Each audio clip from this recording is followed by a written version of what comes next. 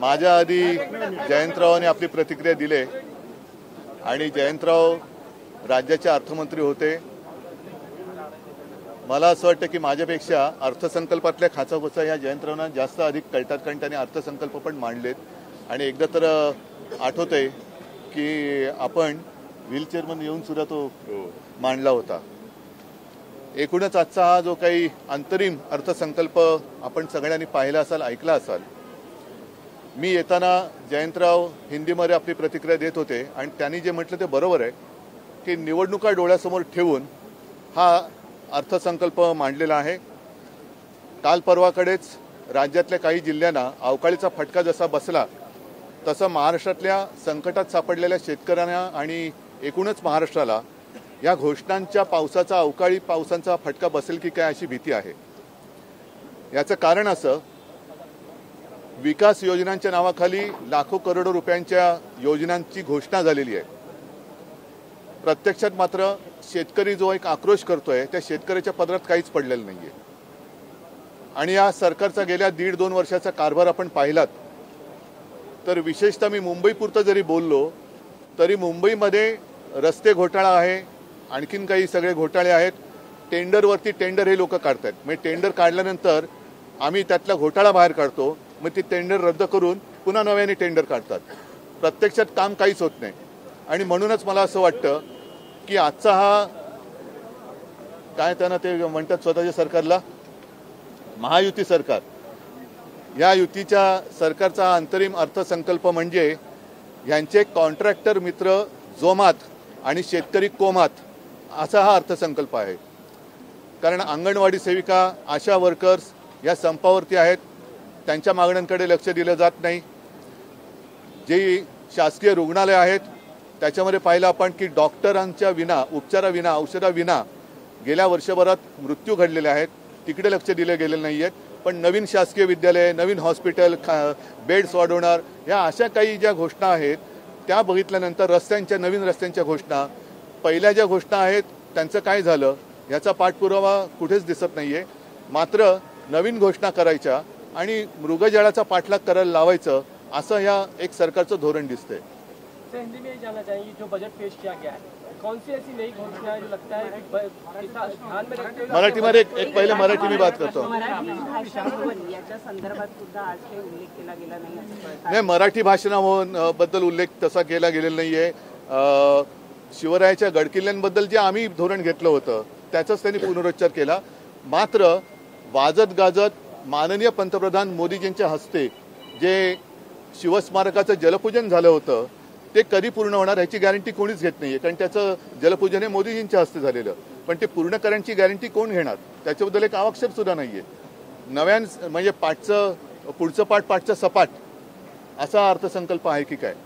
Jarange पाटलांवर SIT लावण्यात आलेली आहे आणि जरांगे पाटलांचे बोलणीचे धनी हे उद्धव ठाकरे, शरद पवार आणि राजेश टोपे आहेत असे आरोप केले गेले आहेत. कोणी केलेत? सत्ताधारी पक्ष. नाही म्हणजे कोण, व्यक्ती सांगा ना. भाजपच्या काही आमदारांनी. म्हणजे कोण? बघा, याच्यासाठी मला असं वाटतं की हे अत्यंत निर्गुणा प्रकार आहे.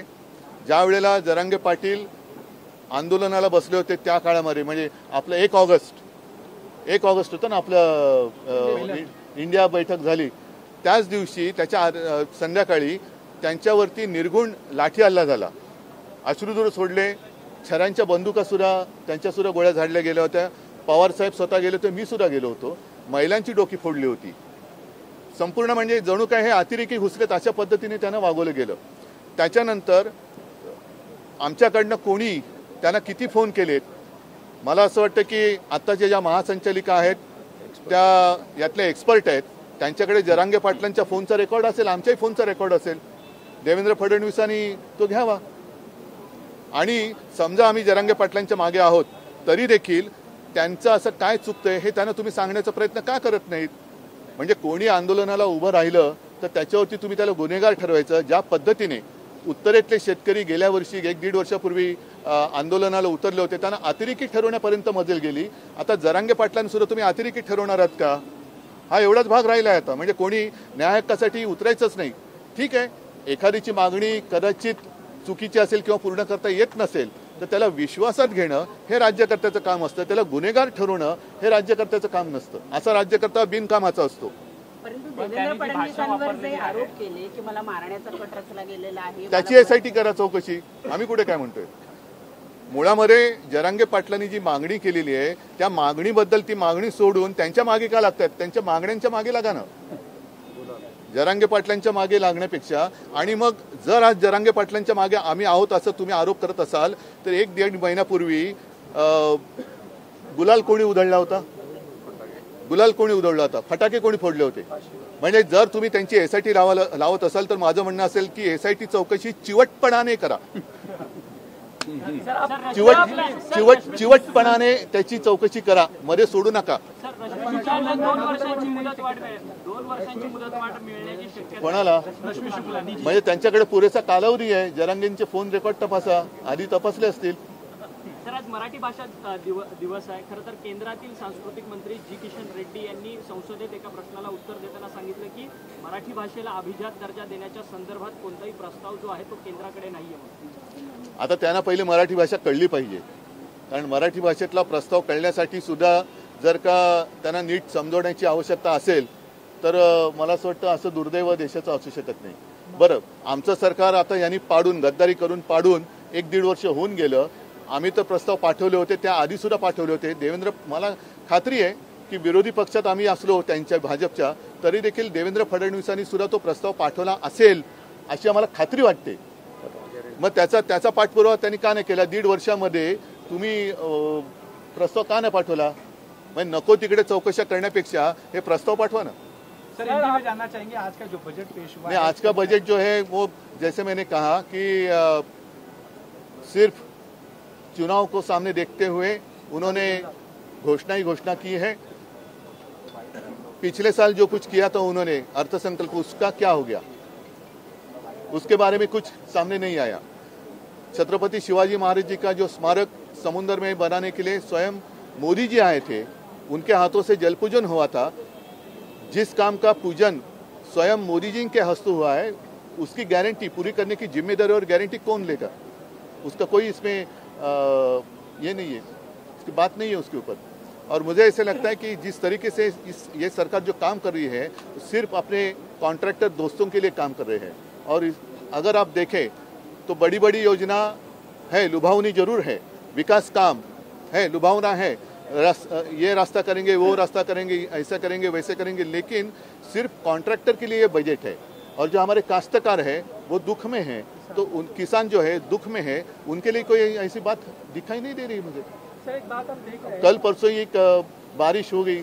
आता अवकाळी पावसाला हिंदी में क्या कहते हैं? बिन मौसम बारिश, बेमौसमी. हाँ, बेमौसम बारिश हुई. कहाँ है, कब उनको पैसा देंगे? तो ऐसी सारी बातें हैं. और चुनाव सामने देखते हुए इन्होंने घोषणा तो की है, लेकिन अब जनता का भरोसा इनके ऊपर नहीं रहा. समय देख रहे हैं कि इकोनॉमिक ऑफेंस विंग जो है जांच कर रहा है, खासकर वो उनका आरोप है कि 50 करोड़ रुपए आपने तो पार्टी फंड से निकाले हैं और उसकी जांच हो रही है. क्या ऐसा कुछ हुआ इसके बारे में आपको? उसके साथ साथ जो पूरे महाराष्ट्र में एक घोषणा गूंज रही है 50 खोके एकदम ओके, उसकी भी SIT करो. चलो, धन्यवाद.